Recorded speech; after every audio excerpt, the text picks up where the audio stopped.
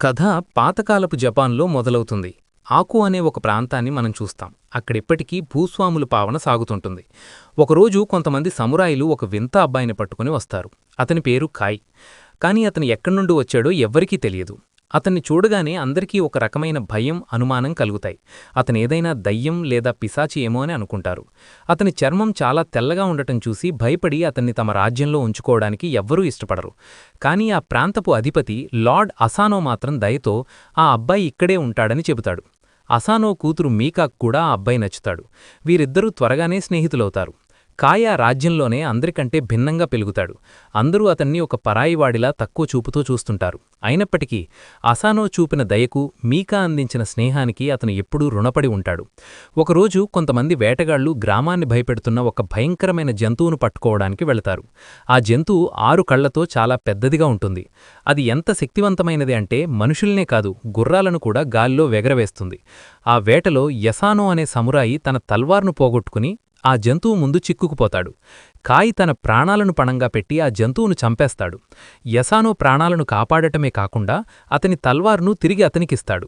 అయితే యసానో కృతజ్ఞత చూపించడానికి బదులు, నేను చనిపోయినా బాగుండేది, ఈ అపవిత్రుడు నన్ను కాపాడటమేంటి అని అసహించుకుంటాడు.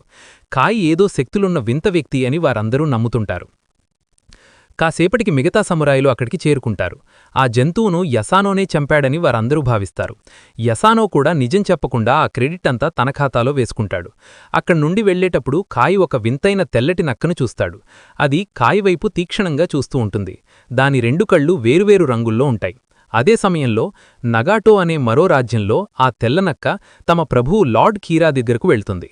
అకస్మాత్తుగా ఆ నక్క ఒక అందమైన స్త్రీగా మారిపోతుంది. ఆమె నిజానికి కీరా పంపిన గూఢచారి. లార్డ్ అసానోను అంతం చేయాలన్న వారి ప్లాన్ సఫలం కాలేదని ఆమె కీరాకు వివరిస్తుంది. వేట ముగించుకుని తిరిగి వచ్చిన అసానోకు మీకా స్వాగతం పలుకుతుంది. ఎవరికీ గాయాలు కాలేదు కదా అని ఆమె అడగ్గా, అసానో నవ్వుతూ, ఎవరి గురించైనా ప్రత్యేకంగా కంగారు పడుతున్నావా అని ఆటపట్టిస్తాడు. ఆ 6 కళ్ల జంతువుని చంపడం ఎందుకంత ముఖ్యమో అప్పుడే అందరికీ అర్థమవుతుంది. ఆకోలో షోగన్ అనే ఒక పెద్ద యుద్ధపోటీ టోర్నమెంట్ జరగబోతోంది. ఇది ఆ రాజ్యానికి చాలా ప్రతిష్టాత్మకమైన విషయం. కాబట్టి అన్నీ పక్కాగా ఉండాలి. మీకా చేస్తున్న పనులకు అసానో ఎంతో సంతోషించి, ఈ రోజు నీ తల్లి బ్రతికి ఉంటే నిన్ను చూసి చాలా గర్వపడేది అని మురిసిపోతాడు. ఆ రాత్రి మీకా కాయ్ దగ్గరకు వెళ్తుంది. ఆ జంతువుతో పోరాటంలో కాయ్కి దెబ్బలు తగలడంతో ఆమె అతనికి సపర్యలు చేస్తుంది. ఆ సమయంలో మీకా యసానో ప్రస్తావన తెస్తుంది. అందరూ అతన్ని పొగుడుతుంటే అతని కళ్లల్లో ఏదో తెలియని సిగ్గు, అపరాధభావం కనిపించాయని ఆమె చెబుతుంది. అంటే ఆ జంతువును చంపింది యసానో కాదని మీకాకు అర్థమయ్యిందని కాయ్ గ్రహిస్తాడు. అతను వెంటనే, నాకు ఎలాంటి సమస్యలు వద్దు, నువ్విక్కడ్నుండి వెళ్ళిపో అని చెబుతూనే, నిన్ను ఎప్పటికీ ప్రేమిస్తూనే ఉంటాను కాని మన లోకాలు వేరు, స్థానాలు వేరు అని తన బాధను వ్యక్తం చేస్తాడు. త్వరలోనే షోగన్ రోజు రానే వస్తుంది. అక్కడొక స్త్రీ కనిపిస్తుంది. ఆమె చూడడానికి వింతగా ఉంటుంది.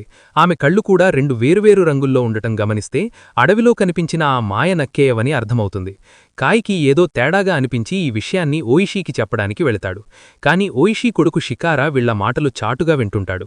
మన మధ్య ఒక మంత్రగత్య ఉంది అని కాయ్ చెప్పగా, ఓయిషీ మాత్రం మంత్రగద్య అసలు రూపాన్ని కేవలం రాక్షసులు మాత్రమే చూడగలరు, నీకివన్నీ ఎలా తెలుసు అని ఎదురు ప్రశ్నిస్తాడు. మరుసటి రోజు పండుగ వాతావరణంలో లార్డ్ కీరా అక్కడికి వస్తాడు. అతను లార్డ్ అసానోతో పైకి మర్యాదగా మాట్లాడుతున్నా వారిద్దరి మధ్య తీవ్రమైన శత్రుత్వం ఉంటుంది. కీరా మీకాను చూసి, మీ దగ్గర మంచి ఉంపుడుగత్య ఉంది అని అవమానకరంగా మాట్లాడ్డంతో అసానోకు విపరీతమైన కోపం వస్తుంది. ఆమె నా కూతురు, మర్యాదగా మాట్లాడు అని గట్టిగా హెచ్చరిస్తాడు. ఇక నాటకం ముగిశాక 2 రాజ్యాల మధ్య యుద్ధపోటీ మొదలవుతుంది. లార్డ్ కిరా యోధుడు అద్భుతంగా ఉంటాడు. అది చూసి అందరూ ఇంప్రెస్ అవుతారు.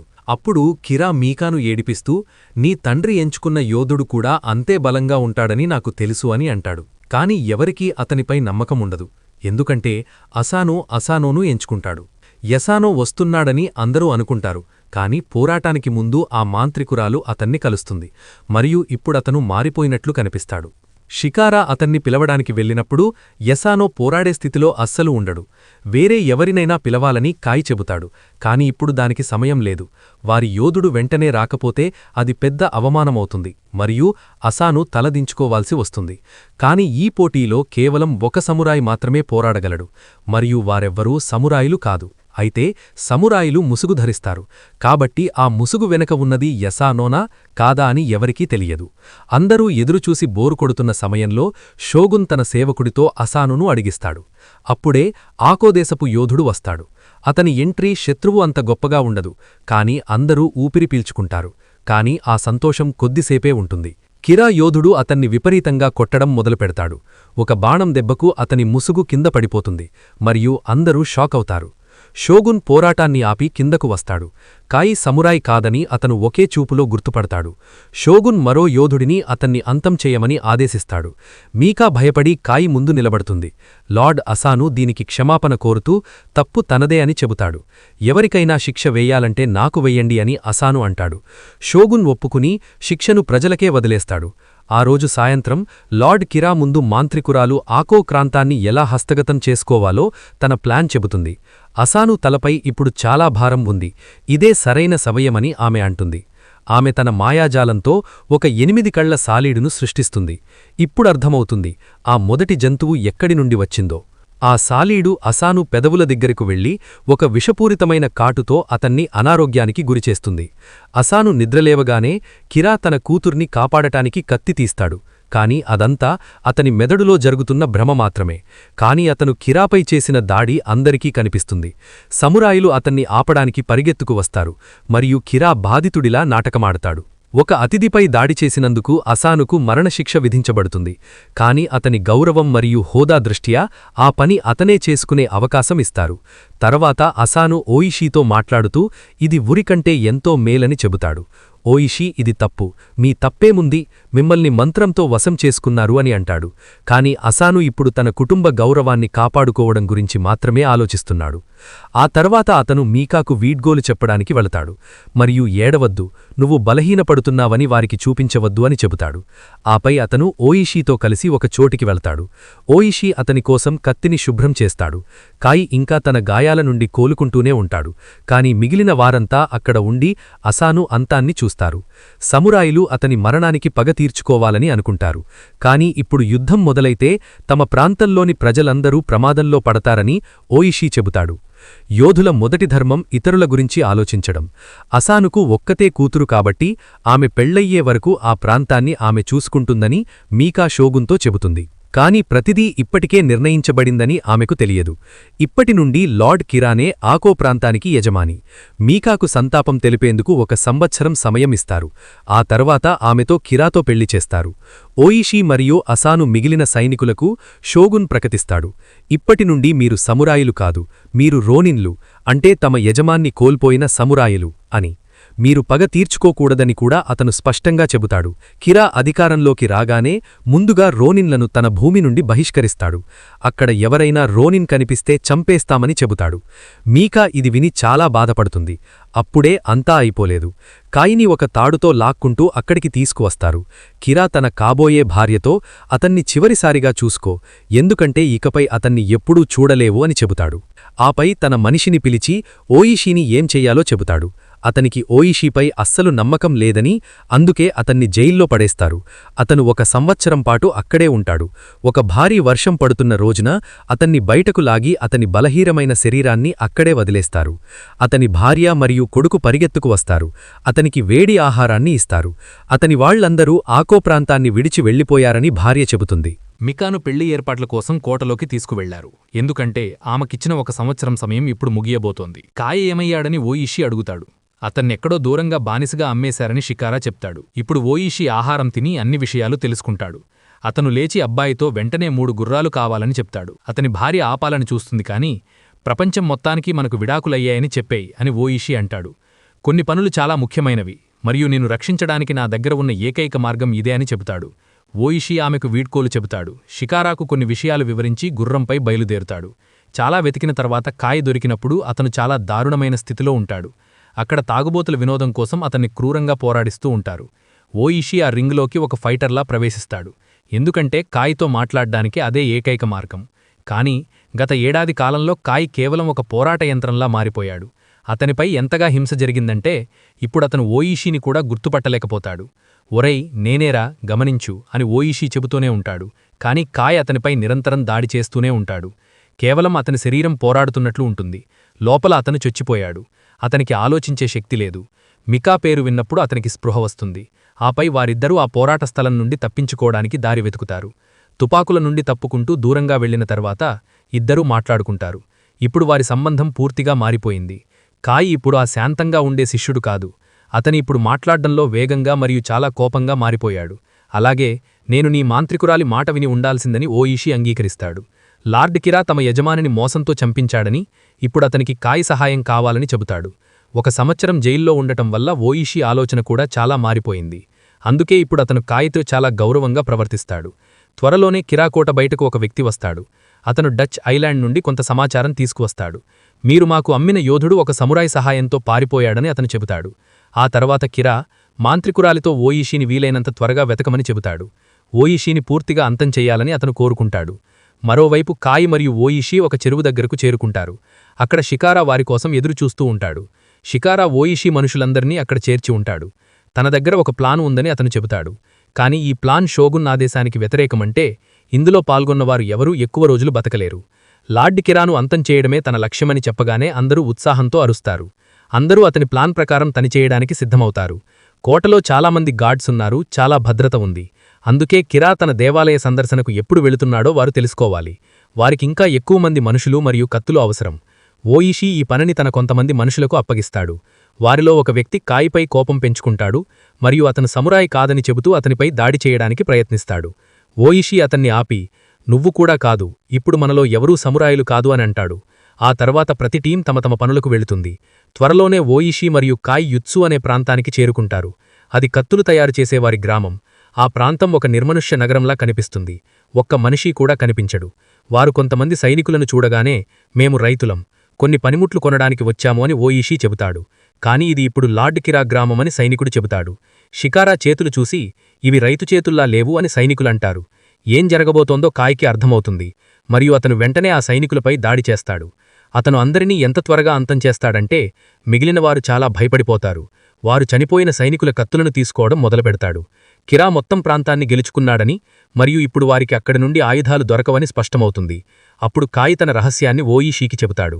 మనం తెంగు అడవిలో ఆయుధాలను వెతకవచ్చు. అక్కడ నేను దెయ్యాల మధ్య పెరిగాను అని అంటాడు. అతను తాను ఎప్పుడూ వారిచ్చిన మాయాజాలాన్ని ఉపయోగించనని ప్రమాణం కూడా చేస్తాడు. ఓయిషీకి ఆ దెయ్యాల మాటలు నచ్చవు. కాని అతని దగ్గర మరో దారి లేదు. ఎలాగైనా పగ తీర్చుకోవాలి. అప్పుడే వారి మనిషి ఒకడు లార్డ్ కిరా తదుపరి పర్యటన సమాచారం తీసుకువస్తాడు. కాని అకస్మాత్తుగా అతను ఒక అందమైన అమ్మాయిని కలిసి అక్కడే చిక్కుకుపోతాడు. ఆమె కళ్ళు చాలా భిన్నంగా ఉంటాయి. నీ పేరేంటి అని అతను అడుగుతాడు. మరోవైపు ఓయిషీ మనుషులు జాగ్రత్తగా అడవిలోకి ప్రవేశిస్తారు. వారు ఉత్తర దిశ గురించి అడుగుతారు మరియు అక్కడ దెయ్యాలు ఉంటాయని కాయి చెబుతాడు. ఆ తర్వాత ఓయిషీ మరియు కాయి ఒక చీకటి గుహలోకి వెళతారు. మిగిలిన వారు బయటే ఆగిపోతారు. చాలామంది కలిసి వెళితే దెయ్యాలు కోపగిస్తాయని కాయి చెబుతాడు. ఏది జరిగినా నీ కత్తిని బయటకు తీయవద్దు అని కాయి ఓయిషీకి చెబుతాడు. గుహ బయట ఉన్న రోనిన్లు ఒకరితో ఒకరు మాట్లాడుకుంటారు. ఓయిషీకి కాయిపై ఎందుకంత నమ్మకమో వారికి అర్థం కాదు. కొంతసేపు చర్చ తర్వాత వారికి కాయిపై నమ్మకం లేదని నిర్ణయించుకుంటారు. ఒకవేళ అతను లోపలికి తీసుకెళ్లి ఓయిషీని చంపిస్తే అని వారు గుహలోకి వెళ్లడానికి సిద్ధమవుతారు. అది చెయ్యవద్దని వారికి మున్నే చెప్పబడింది. మరోవైపు కాయి లోపల ఒక గదిలోకి ఒంటరిగా వెళ్తాడు. త్వరలోనే ఒక వింతగా కనిపించే వ్యక్తి అతని దగ్గరకు వస్తాడు. అతను మరియు కాయ్ బయట ప్రపంచం గురించి మాట్లాడతారు. కాయ్ లాంటి వారితో ఎలా చెడుగా ప్రవర్తిస్తారో వారు చర్చిస్తారు. అతన్ని కూడా సందర్భానుసారంగా గలీజు రక్తమని పిలిచారు. ప్రతిచోటా తిరస్కరించారు. కాని ఇక్కడ దెయ్యాల ప్రపంచంలో అతనితో ఏ తప్పూ జరగలేదు. అతన్ని స్వీకరించారు. అదే సమయంలో బయట గదిలో ఓయిషీ తన మనుషుల ద్వేషాన్ని చూసి ఆశ్చర్యపోతాడు. అందరూ షాక్లో ఉంటారు. అప్పుడు యసానో కారణం లేకుండా తన కత్తిని తీస్తాడు. అతను ఒక వింత పోరాటాన్ని మొదలుపెడతాడు. మరియు ఓయిషీ మెదడులో ఒక శబ్దం వినిపిస్తుంది. అది కత్తి తీసి నీ మనుషులను రక్షించుకో అని పదే పదే చెబుతుంది. అతను కత్తి లేకుండా సహాయం చేయడానికి ప్రయత్నిస్తాడు. కాని అతని మనుషులు ఒకరి తర్వాత ఒకరు పడిపోతారు. అప్పుడే కాయి వారిద్దరి మధ్య ఉన్న ఆ కత్తిని అడుగుతాడు. దెయ్యం తప్పకుండా తీసుకోవచ్చు, కాని ఒక షరతు, నాకంటే ముందు దీన్ని పట్టుకో అని చెబుతుంది. ఇద్దరూ గాలిలో ఒకరివైపు ఒకరు ఎగురుతారు. కాని కాయి చాలా వేగంగా ఉంటాడు. కాయిలో ఇంకా అంతే వేగం ఉందని చూసి ఆ దెయ్యం చాలా సంతోషిస్తుంది. మరో గదిలో ప్రతిదీ తలకిందులుగా జరుగుతుంది. ఓయిషీ మనుషులు అసలు గుహలోకి రాలేదు. ఇదంతా అతని పట్టుదల మరియు నమ్మకానికి ఒక పరీక్ష మాత్రమే. కాయి తీగి వచ్చినప్పుడు అతని దగ్గర చాలా కత్తులు ఉంటాయి. ఇప్పుడు రోనిన్లందరూ ఆకో బయటకు వస్తారు.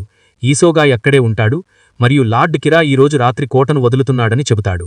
ఓయిషీ అతని సందేశాన్ని తీసుకుంటాడు. కాని ఈసోగాయ్ కళ్ళు మసగబడ్డం గమనించడు. షికారా కూడా పోరాటంలో పాల్గొనాలనుకుంటాడు. కాని అతని తండ్రి వద్దని చెబుతాడు. దానితో అతను ఒక ముసలివాడితో వెనకాలే ఉండిపోతాడు. రాత్రి సమయమవుతుంది మరియు రోనిన్లు నిశ్శబ్దంగా లోపలికి వెళుతారు. ఒక పొడవైన జుట్టు ఉన్న వ్యక్తి పూజ చేస్తున్నాడు. అతనికి ఓయిషీ దగ్గరకు వచ్చేవరకు ఎదురుచూపులున్నాయి. అప్పుడు అకస్మాత్తుగా అతను వెనక్కి తిరిగి చూస్తాడు. ఆమె అదే మాంత్రికురాలు. ఆమె చేతిసైగతో చుట్టుపక్కల మంటలంటుకుంటాయి. చాలామంది చనిపోతారు. కొంతమంది రోనిన్లు తీవ్రంగా గాయపడతారు. కోటలో మాంత్రికురాలు లార్డ్ కిరాకు ఒక ఖడ్గాన్నిస్తుంది. అది ఇదివరకు ఓయిషీదే అని చెబుతుంది. తర్వాత ఆమె మికాను ఏడిపిస్తూ, నేను ఒక్కదాన్నే, నీ తండ్రి మిగిలిన సైన్యాన్ని కూడా ఎలా అంతం చేశానో చెబుతుంది. వారి మాటల మధ్యలో మాంత్రికురాలు తన ఖడ్గాన్ని మికా దగ్గరే వదిలేస్తుంది. దానితో మికాకు ఒక ఆలోచన వస్తుంది. మరోవైపు రోనిన్ల క్యాంప్లో మాంత్రికురాలు అనుకున్నది తప్పు అని మనకు తెలుస్తుంది. చాలామంది గాయపడ్డారు, కాని చాలామంది బతికారు. ఇది నా తప్పు, మనం ఇంతకాలం వేచి ఉండకూడదు అని ఓయిషీ అంగీకరిస్తాడు. మనం ఇప్పుడు వెంటనే పగ తీర్చుకోవాలి, ఓడినా గెలిచినా గౌరవంగా చనిపోవాలి అని అంటాడు. అప్పుడు కాయి మనం మొదలుపెట్టిన పనిని ఇంకా పూర్తి చేయగలమని చెబుతాడు. ఇప్పుడు వారు దాడి చేస్తే వారికి పెద్ద ప్రయోజనం ఉంటుంది, ఎందుకంటే వారంతా చనిపోయారని కిరా అనుకుంటున్నాడు. ఉదయమే వారికి దాడి చేయడానికి మరో అవకాశం ఉంటుంది. కాయి అక్కడ నుండి వెళుతూ నాటకం వేసే బృందాన్ని గుర్తిస్తాడు. వారు ఇదివరకు ఈ ప్రాంతంలో నాటకం వేశారు. వారిని ఆపినప్పుడు, మేము లార్డ్ కిరా పెళ్లిలో ఆట చూపడానికి వెళుతున్నాము అని వారు చెబుతారు. దానితో రోనిన్లందరూ ఒక నూతన ప్లాన్ సిద్ధం చేస్తారు. మరియు వారు తిరిగి రాకపోవచ్చని వారికి తెలుసు. ఇది ఎంత ప్రమాదకరమో కూడా తెలుసు. తమ ప్రాణాలు పోవచ్చు. భవిష్యత్తు తరాలకు వారు ఏం చేశాము, ఎందుకు చేశాము అని తెలియడానికి వారు ఒక కథ రాసి సిద్ధం చేస్తారు. అందరూ దానిపై సంతకం చేస్తారు. కాయి కూడా చేస్తాడు. ఇప్పుడు అతను వారి మధ్య పరాయివాడు కాదు. యసానో కూడా అందరి ముందు ఆ 6 కళ్ల జంతువును కాయి చంపాడని, నేను కాదని చెబుతాడు. కొంచెం ఆలస్యంగా అయినా అతను క్షమాపణ కోరుతాడు. అలాగే సమురాయిలు ఎప్పుడూ 2 కత్తులు ఉంచుకుంటారని చెబుతూ అతను కాయికి 2వ కత్తిని ఇస్తాడు. రాత్రి సమయంలో ఒక పెద్ద కార్యక్రమం మొదలవుతుంది. కిరాకోట సైనికులతో నిండి ఉంటుంది. వారు నాటకం బృందాన్ని తలుపు నుండి లోపలికి రానిస్తారు. కాని కాయి మరియు ఓయిషీ వారి మధ్యలో దాక్కొని కోటలోకి వెళ్ళినట్లు ఎవరూ గమనించరు. త్వరలోనే మికాను పెళ్లికూతురులా అలంకరించి కిరా ముందు తీసుకువస్తారు. మరియు వారు కూర్చోగానే నాటకం మొదలవుతుంది. అందరూ నాటకం చూస్తున్నప్పుడు ఈ అవకాశాన్ని ఉపయోగించుకొని రోనిన్లందరూ కోట మూల నుండి పైకి ఎక్కుతారు మరియు అక్కడి ఉన్న గార్డ్లను నిశ్శబ్దంగా చంపేస్తారు. వారు చాలా నెమ్మదిగా మరియు ఎవరికీ అనుమానం రాకుండా తమ పని పూర్తి చేస్తారు. ఒక సమురాయిని చంపగానే వారిలో ఒకరు వారి స్థానంలో నిలబడి ఏమీ జరగనట్లు నటిస్తారు. అక్కడ స్టేజ్పై నిప్పు ఆట చూసి అందరూ సంతోషిస్తారు. కాని అకస్మాత్తుగా మాంత్రికురాలికి ఏదో తేడాగా అనిపిస్తుంది. ఓయిషీ తన వేషం మార్చుకుని అక్కడే ఉంటాడు. అతను కొన్ని విన్యాసాలు చేయడం మొదలుపెడతాడు. మరోవైపు 3 సమురాయిలను చంపేటప్పుడు కొంచెం తేడా జరిగి వారిలో ఒకరు ఓయిషీపై బాణం వేస్తారు. అది అతని చేతికి తగిలి వెళుతుంది. కాని అతను కిరాపై చేయాలనుకున్న దాడి విఫలమవుతుంది. ఇప్పుడు లార్డ్ కిరా మనుషులు అతన్ని మరియు మికాను బాణాల నుండి కాపాడుతూ అక్కడి నుండి తీసుకువెళతారు. రోనిన్లందరూ ఇంకా వారి వెంటే ఉన్నారు. కాని ఇప్పుడు అక్కడక్కడే యుద్ధాలు మొదలయ్యాయి. కాయి ఒక్కడే చాలామంది శత్రువులను తుడిచిపేటేస్తున్నాడు. లార్డ్ కిరా తన అత్యంత ప్రమాదకరమైన యోధుడిని రోనిన్లతో పోరాడడానికి పంపుతాడు. అతన్ని చూసి అందరూ భయపడతారు. అతను చాలా శక్తివంతుడని వారికి తెలుసు. కాని అప్పుడే ఒక రోనిన్ మండుతున్న బారుడును ఆయుధాల గదిలోకి విసురుతాడు. పెద్ద పేలుడు జరుగుతుంది మరియు కిరా సమురాయ్ అందులో చనిపోతాడు. మాంత్రికురాలు కూడా వెంటనే తన రూపాన్ని మార్చుకుని అక్కడి నుండి ఎగిరిపోతుంది. మికా అవకాశం చూసి తన పెళ్లి దుస్తుల్లో దాచిన ఆ ఖడ్గాన్ని తీసి కిరాపై దాడి చేస్తుంది. కాని తాను అతన్ని చంపలేనని అతనికి అర్థమైనప్పుడు ఆమె అక్కడి నుండి పారిపోతుంది. కోట మొత్తం యుద్ధభూమిలా మారుతుంది మరియు రోనిన్లందరూ తమ పూర్తి శక్తిని ఉపయోగిస్తారు. కాసేపటి తర్వాత కాయి మరియు మికా ఒకరినొకరు కలుసుకుంటారు. ఇప్పుడు మనల్ని ఎవరూ విడదీయలేరు అనగానే మాంత్రికురాలు తిరిగి వస్తుంది. త్వరలోనే ఆమె మాయాజాలంతో ఒక పెద్ద డ్రాగన్గా మారుతుంది. కాని నేను నీకు భయపడను అని కాయి చెబుతాడు. ఆమె కాయిపై నిప్పుతో దాడి చేస్తుంది. కాని ఆ ప్రత్యేక ఖడ్గం సహాయంతో కాయి ప్రతిదాడిని అడ్డుకుంటాడు మరియు నిరంతరం ఎదురుదాడి చేస్తాడు. మరోవైపు ఓయిషీ మరియు కిరా మధ్య ఇప్పుడు ఒక సన్నని గోడ మాత్రమే ఉంది. ఇద్దరూ ఒకరిపై ఒకరు దాడి చేసుకుంటూ దానిని పగలగొడతారు. వారిద్దరి మధ్య భీకరమైన పోరాటం జరుగుతుంది. ఇద్దరూ ఒకరిని మించిన వారు ఒకరు. మాంత్రికురాలితో పోరాడుతున్నప్పుడు కాయి కత్తి అతని నుండి జారిపోతుంది. కాని ఆ డ్రాగన్ మికాపై దాడి చేయడానికి ముందుకు రాగానే కాయి వెంటనే తన దాగి ఉన్న శక్తులను ఉపయోగించి కత్తిని తీసి డ్రాగన్పై గట్టిగా దాడి చేస్తాడు. డ్రాగన్ కింద పడిపోతుంది మరియు నెమ్మదిగా మాంత్రికురాలిగా మారడం మొదలవుతుంది. ఈ దాడి ఎంత ప్రమాదకరమంటే మాంత్రికురాలు ప్రాణాలు విడుస్తుంది. కోటలోపల ఓయిషీ కూడా కిరాను ఓడించి చివరికి అతని తల నరికి అందరి ముందుకు తీసుకువచ్చి ఈ యుద్ధాన్ని శాశ్వతంగా ముగిస్తాడు. లార్డ్ కిరా చనిపోగానే అతని సైనికులు కూడా ఆయుధాలు వదిలేస్తారు. ఆ తర్వాత 47 మంది రోనిన్లు రాజకుమారితి మికాతో కలిసి ఆకోకు తిరిగి వస్తారు. వారు అసాను సమాధి వద్దకు వెళ్లి వారి కత్తిని ఉంచుతారు మరియు ఇప్పుడు